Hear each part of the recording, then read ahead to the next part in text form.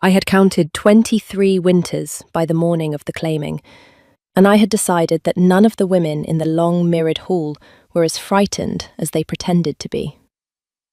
I knew this because I was the one who was actually frightened, and I was not pretending at all. The veil they had given me was the colour of river fog at first light. It fell from a circlet of plain iron and reached past my collarbones, and it was thicker than the other veils, thick enough that the candle flames on the far wall were only smudges of gold through it. The other girls had been given gauze. I had been given weather. I had not asked who chose which veil for whom. I had assumed the housekeeper. The housekeeper, when I had passed her in the corridor, had not been able to meet my eyes, which should have been my first warning. My name is Morella, and I had spent 6 of those 23 winters as a healer's apprentice in the western wing of the king's fortress, which is a polite way of saying I had spent 6 winters being useful enough not to be sent away, and quiet enough not to be remembered. I was good at the work. I was good at being quiet. There was a reason for both. I touched the veil where it lay along my jaw, and I felt, through the cloth, the long pale ridge of the scar that ran from the corner of my mouth to the hinge of my ear. The other girls did not have scars. The other girls had spent the morning being oiled and braided and laughed over by their mothers. I had spent the morning trying to convince the steward that I did not have to be here at all. The steward had looked at me with a face like a closed door and said, "His Majesty's list, my lady. It is not for me to amend." I was not a lady. I was a healer's girl who slept above the herb stores and smelled, faintly and permanently, of crushed yarrow. The steward had bowed and said it was not for him to amend, and had pressed the iron circlet and the river fog veil into my hands as though they were a sentence. I had warned them. I had walked the long corridor down to the hall with the other 37 women, and I had taken my place at the end of the line because I assumed, sensibly, that the king would walk it from the front, and that by the time he reached me, he would already have chosen, and I could go home to the herb stores and the yarrow and never think of this again. I would like to record, for the benefit of anyone who has ever made a sensible assumption about an alpha king, that this is not how it went. The doors at the far end of the hall opened, and the court came in. I had seen the king before, of course. I had handed him a poultice once, for a hawk bite on the back of his hand, and he had said thank you in the voice of a man who used the word rarely enough that it sounded foreign in his mouth. I had not been wearing a veil then, and he had not looked at my face for longer than the exchange required, which I had thought was kindness.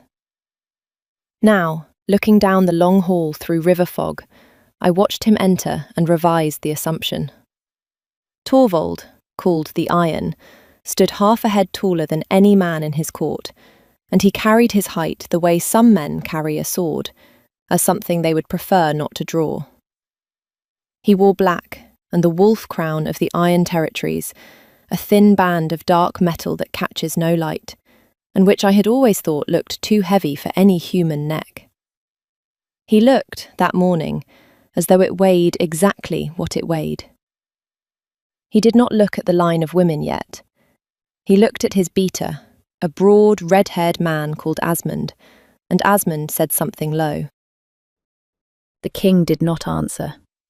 He moved to the head of the hall, stood with his back to us, and waited.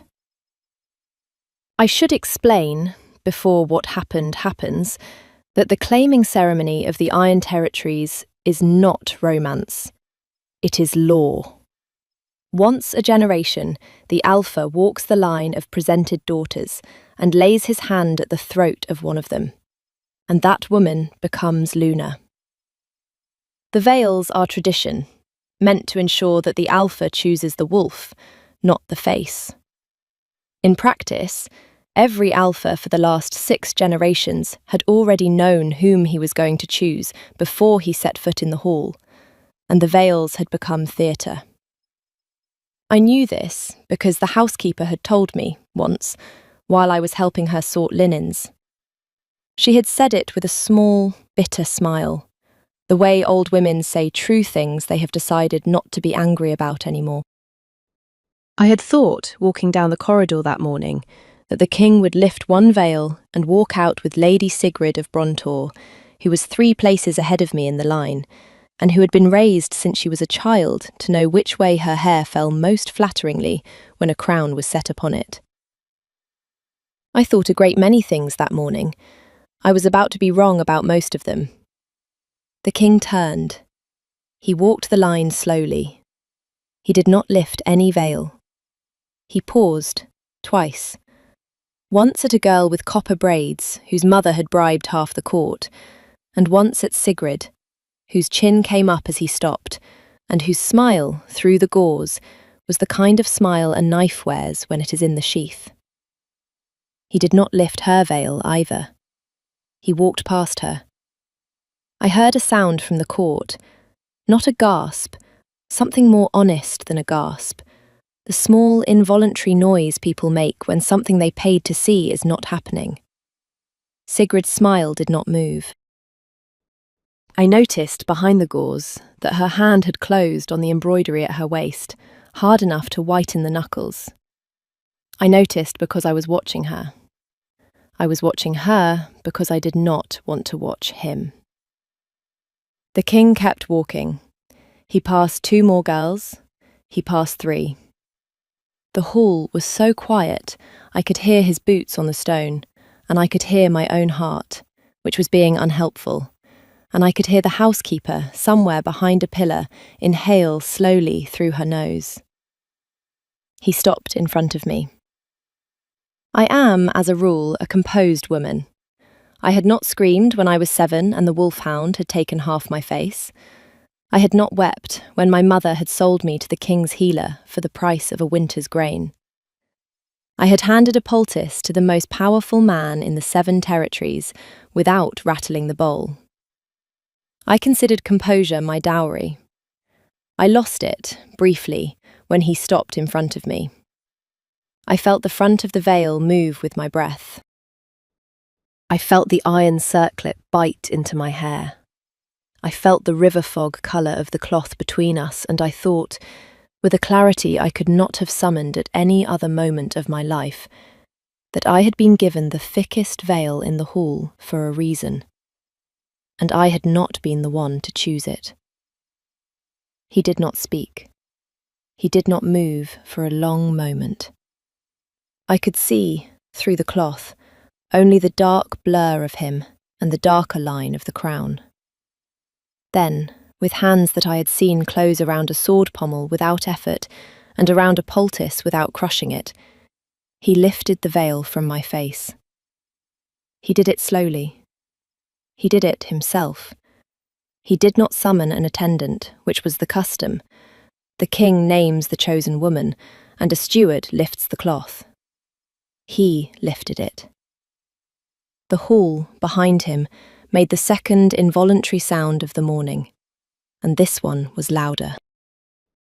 I had not been seen, without the veil, by anyone in this hall except the housekeeper and the king himself, and that king had only looked at the back of my hand.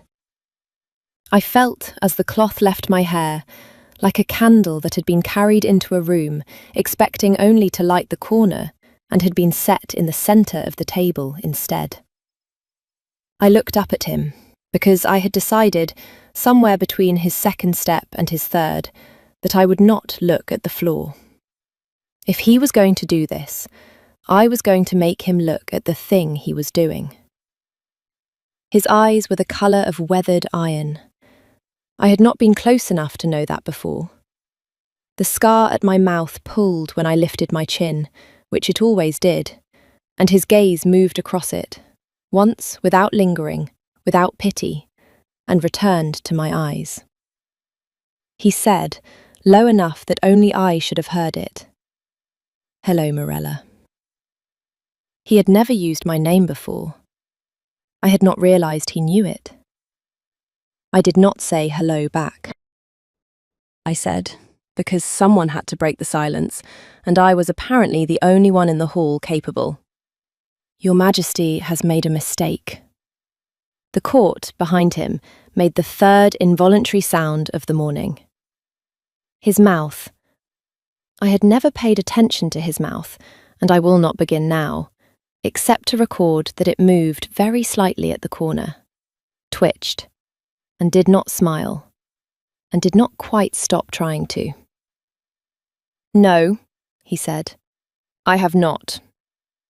He laid his hand at the side of my throat. He did not press. He did not grip.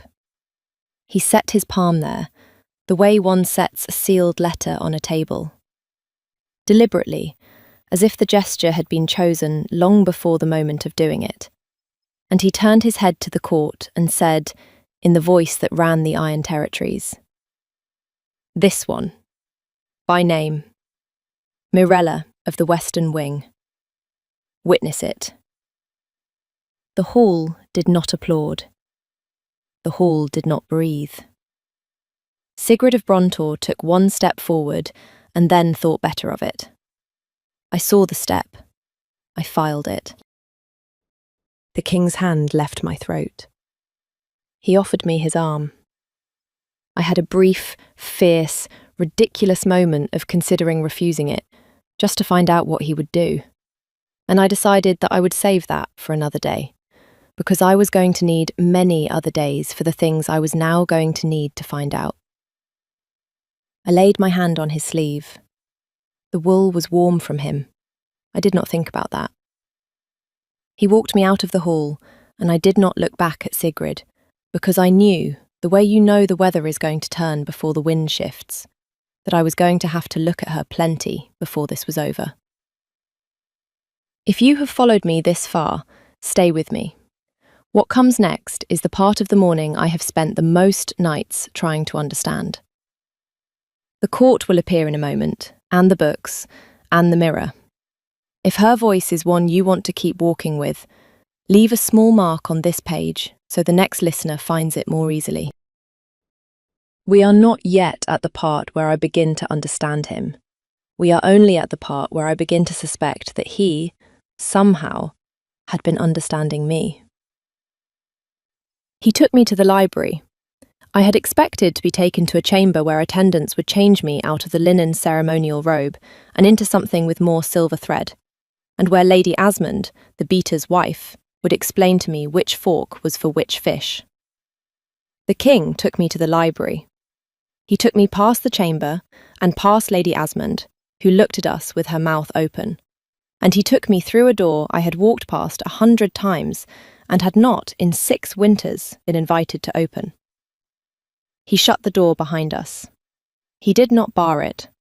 I noted that he did not bar it. He stood with his back to it, and he looked at me as though he was finally permitted to, and he said, "You will want to ask me questions. Ask."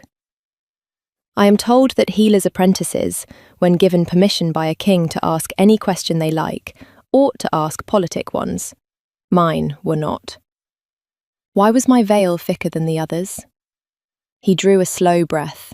He said, "Because I asked the housekeeper to send you the thickest one in the chest, so that you could change your mind on the walk down and turn back, and I would not see your face refuse me in front of the court." I considered this. I said, "Did you choose the veil before or after you decided to walk past Lady Sigrid?" His mouth did the thing again. Before. How long before? 6 winters, he said. I had been a healer's apprentice in the western wing of his fortress for 6 winters. I sat down. There was a chair. I am grateful, in retrospect, that there was a chair. I sat in it, and I looked at him, and I said, "Explain." He explained. The first time he had seen me had not been the morning of the poultice. The first time he had seen me had been the morning my mother brought me to the fortress, 15 winters old, and bandaged across half my face. and he had been 21 and 3 months into a crown he had not wanted, and he had stood at a window in the upper gallery and watched me refuse to cry, while the steward haggled my price down with the healer. He had paid the rest of the price himself, out of his own coin, and had instructed the healer never to mention it. He had spent the next 6 winters, he said, making sure I was fed and warm, and never sent anywhere I did not wish to go, and had instructed the housekeeper that under no circumstances was I to be put in his path. He had been a man with a crown who saw a girl with a wound, and he was not going to be the kind of king his father had been. He had written my name on the claiming list himself 3 months ago, when his council had presented him with 37 daughters of noble blood and demanded he choose one. He had crossed it off twice and added it back 3 times. The last time he added it, he said, he had stopped pretending he did not know what he was doing. He had given the housekeeper the thickest veil in the chest because he wanted me to have one last way out, and he had been prepared to walk past me if I had not been wearing it. I had been wearing it. He had not walked past me. I sat in the chair in the library, in a robe of unfamiliar linen, and I tried to assemble all of this into a shape my mind could carry. I was not, on the whole, succeeding. He said, "I owe you nothing of yours." I looked up. "Your face," he said, "your past, your time, your choosing. I have not earned any of it. My wolf decided what he decided 15 winters ago, and I have spent 15 winters trying not to let it cost you anything. If you wish to walk out of this room and never enter another, the door is not barred." I noticed, again, that the door was not barred. I said, "Why did you do it in front of the whole court?"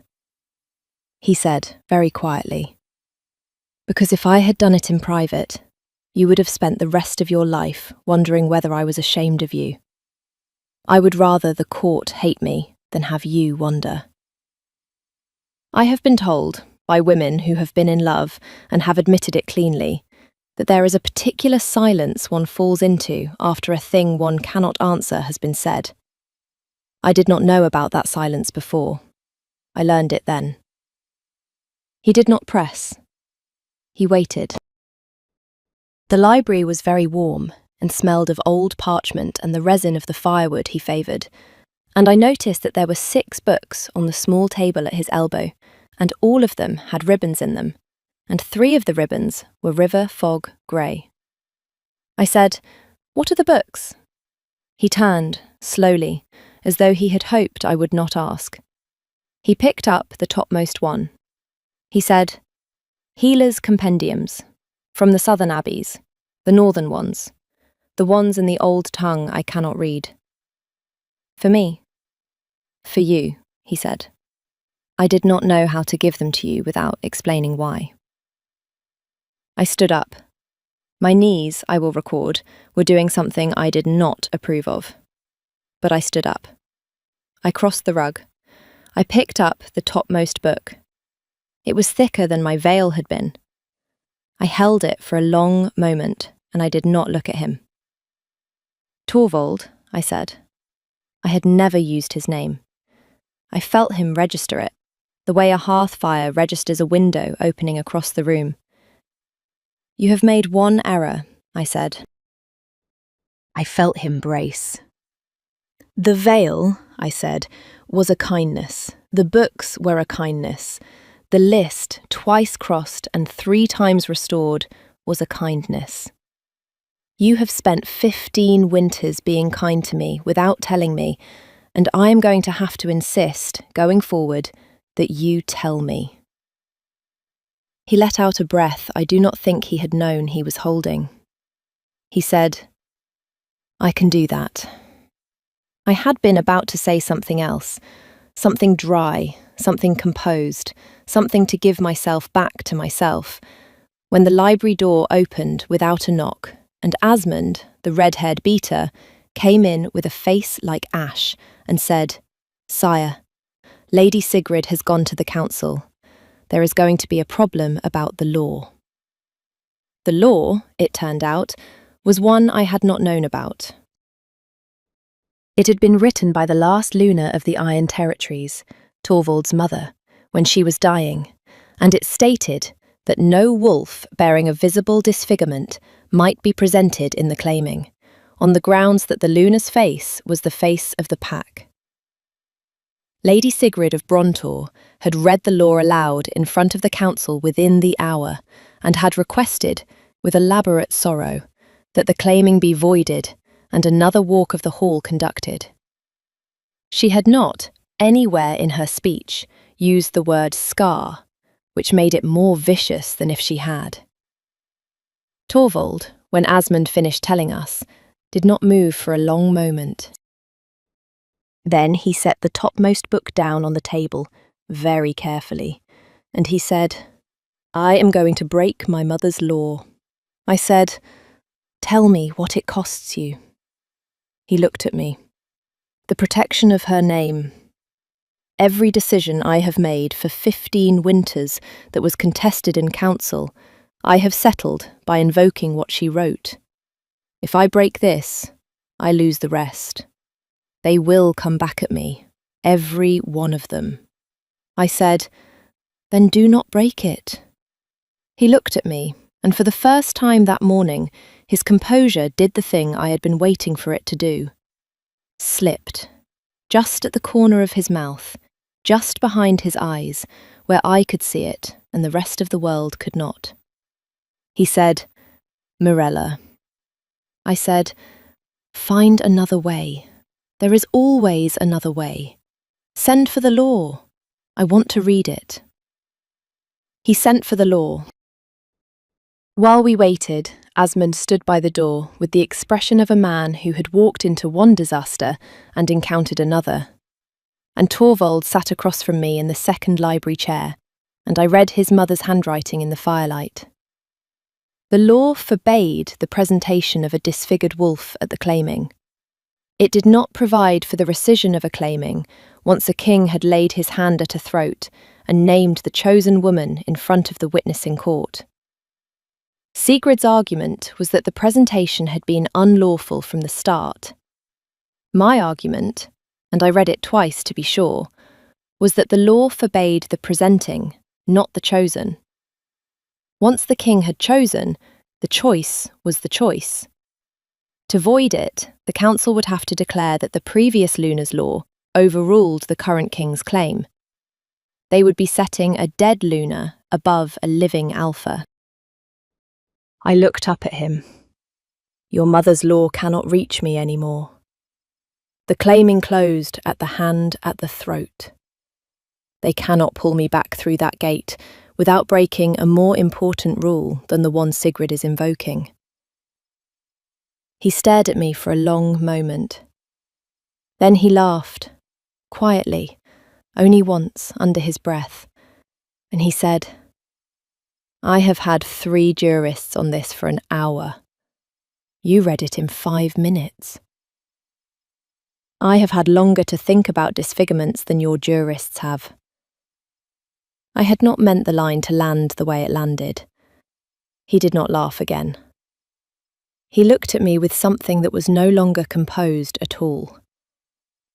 I drank water that someone had brought. We went down to the council. The council was 40 men and 3 women in a long hall lit by clerestory windows, and Sigrid of Brontor stood at the centre of the floor in pale grey, and she was very beautiful, and her case was very well rehearsed. I let her finish. I had learned in 6 winters of being quiet that the most effective time to speak is after someone louder than you has run out of things to say.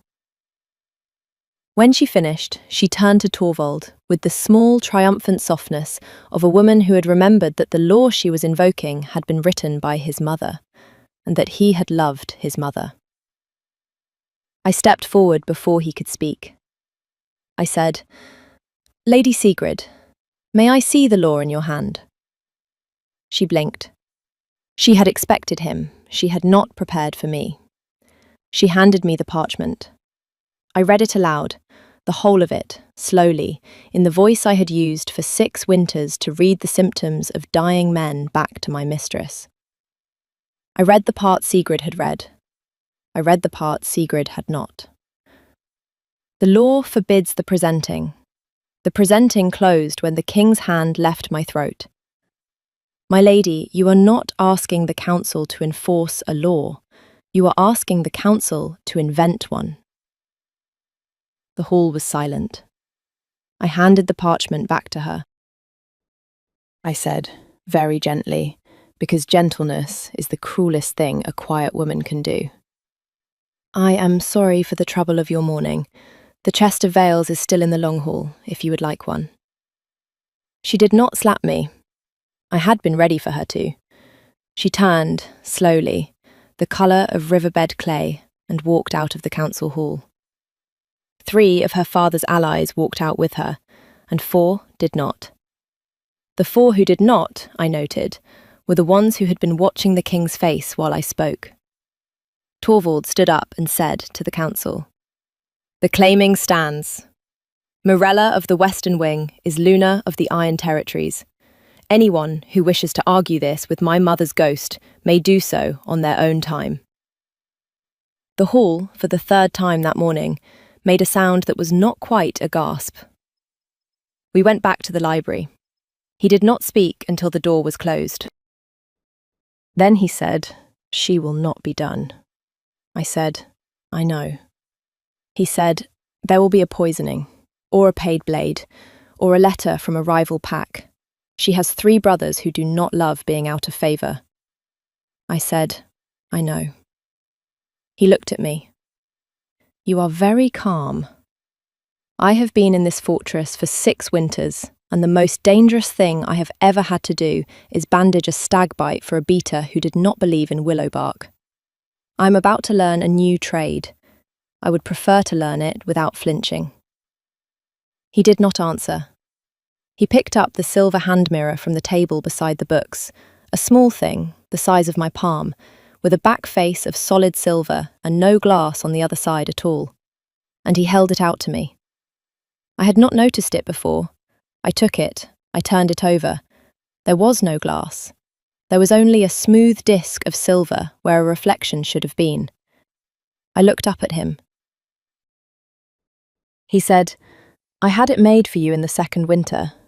When the healer told me you had begun refusing to use the polished pans, I thought, if you were going to refuse to look at yourself, I would at least make sure no one in your wing could hand you a reflection by accident. I never gave it to you. It seemed too much like a confession." The mirror was warm in my hand from his. I said, "Torvald." He said, "Yes." I said, "Kiss me." I had not intended to ask for that. I had intended, I think, to ask him something else. About Sigrid, about the council, about the 4 men who had stayed. But I had been holding the silver disc that had no glass in it, and I had been thinking about a man who had spent 15 winters making sure I did not have to look at myself. And the sentence that came out of my mouth was a different one. He crossed the rug. He stopped a careful pace away. He set his hand at the side of my throat, where he had set it before, in the long hall, in front of the court, and this time it was not law. This time it was only him. He kissed me. I cannot describe it. I have tried, in the month since, and everything I have on a page about it is the wrong words. What I will say is this. I had spent 23 winters being a woman the world had decided to look away from, and in the space of one quiet morning, a man with a crown had decided, in front of his entire court, to look directly at me. And now, in a library that smelled of resin and parchment and a fire he had built himself, he was telling me without words that he had been looking the whole time. Something I had been carrying for 15 winters set itself down in me, and I did not pick it back up. When he drew back, he set his forehead against the side of my hair, where the veil had been, and he breathed out once, and he said my name. Only my name. The way one says a word one has been saving. And that was the end of the part of the morning I have spent the most nights trying to understand. 3 months later, by the law of the Iron Territories, I was crowned Luna in the long hall, beneath the wolf throne, in a dress the colour of river fog. Sigrid of Brontor was not in attendance. Her father had been quietly stripped of his border holdings after a letter of his, a letter to a rival pack about the weakness of the new Luna, had been intercepted by Asmund, who had been waiting for it. Sigrid herself had been sent to a southern abbey to study, the council had said, the law. I imagined she was finding the law difficult. The 4 men who had stayed when she walked out of the council had become my council. 3 of them were older than my mother had been when she sold me. One of them, on the morning of the crowning, walked the length of the long hall with a small chest in his hands and laid it at my feet and said, "From the chest of veils, my lady. I thought you might like to choose this time." I chose the thinnest one. Torvald, when I came into the hall, was already turning. He had not, this time, made me walk to him. He had walked halfway down the line of no one to meet me. His court, my court, was watching, and he did not, this time, lift the veil himself. He waited for me to. I lifted it. I will record, for the benefit of anyone who has ever wondered whether a king can be made to laugh in public, that the king of the Iron Territories laughed.